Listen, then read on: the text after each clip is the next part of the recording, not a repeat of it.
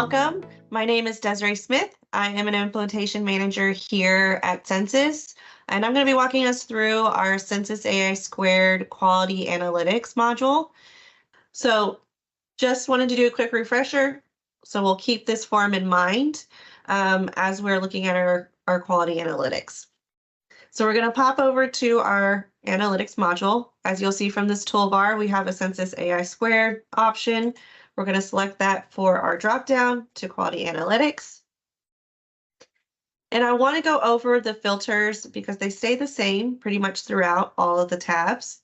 So just as a quick review, we have facility up here, where if you're a multi-facility or a multi-facility server or database, you can come in and choose which site you want to view or which sites you want to compare or see their information together. We also have event date. So just to keep in mind as we're looking at our data, whatever this date range is where that data is being pulled from. You can come in and customize. It automatically goes to January 1st of 2022. But if you would like to go a little bit closer to the year that we're in, or if you want to look at the previous year's information, you can filter here. I'm just going to filter in for 2024 just to make the data a little bit easier to view. Or maybe not. We're going to go back. We're going to now go into our quality analytics, keeping in mind that form. So up here on your toolbar, you're going to have your CensisAI2. We're going to select that with our options below, and we're going to go to quality analytics. So for this first tab, I'm going to review the filters on the left-hand side. This is pretty constant and across the board with all of these tabs. So just a quick rundown of what you have available to filter for. You have your facility. If you are on a multi-facility server or database, you can come in and select specific ones, or you can have all. This just defaults to all facilities. We have our event date. So just keep in mind as we're looking at this data, what's being pulled and what is being reflected into our dashboards are going to be within this time frame. So it automatically defaults to the 1st of January 2022. So if we would like to look for a subset of data that's a little bit less of a time frame, you can come over here and filter here. We have event group type here as well. So if you wanted to filter in or filter out any specific events, you have the option to do that. We also have group types associated. So if you wanted to filter for a specific group or filter out a specific group, you have that option as well. We also have responsible party. So as I mentioned before, you can either have as generic as possible or as general of a responsible party, or you can get down to a specific user, and that will help you in your analytics to break down their data to see what's associated with their work. We also have the option to filter in or out any delays. And then we have our event statuses, which is that open, closed, or blank if you choose not to use those. And then we also have a variety of scan points that you can choose from if you want to include into your quality feedback or into your data. We haven't defaulted to container assembly, but you can filter in for any of these others. So now that we have our filters down, we'll get into the dashboards themselves. So we have an overview summary of what your total events are. So how many quality feedbacks have been entered, and then your case delays in minutes. We have a breakdown here in a nice table format of your events by responsible party.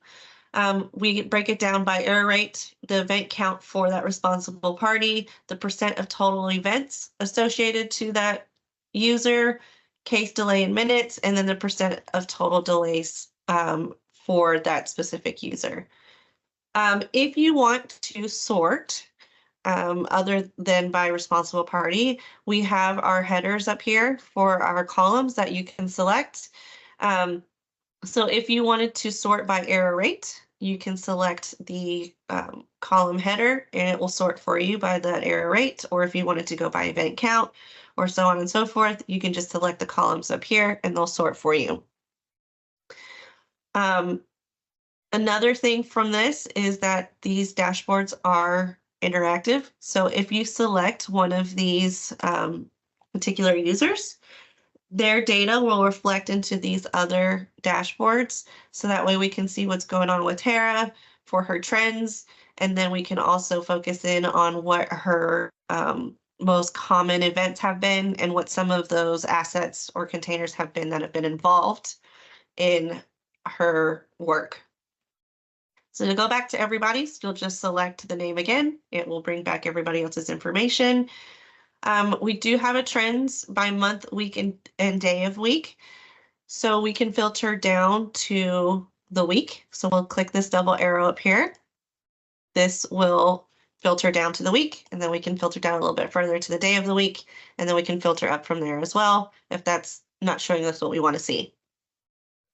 You also have the option down here to look at what are your most common, or really all of your events that have been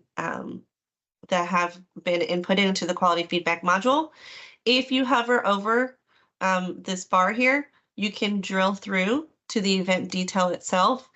This is very similar to what you'll see in our report, but this will customize it down specifically to your setup incorrectly, in this case, the setup incorrectly event type.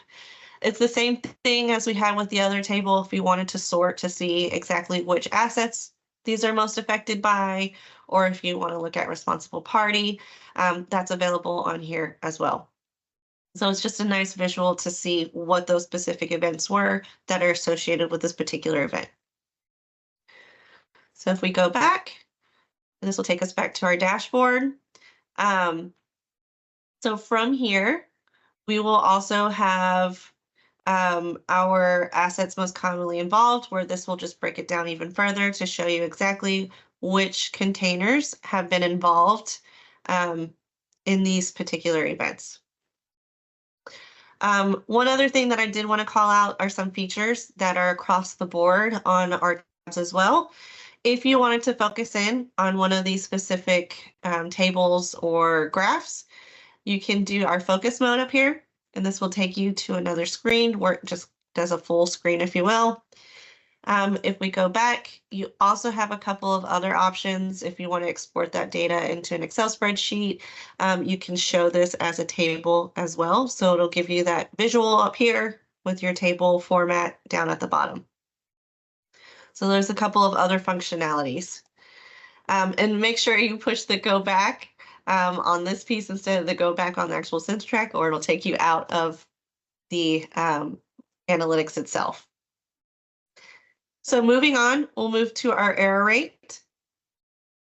So this tab is going to break down even further, just specifically the error rates and what are going on with those.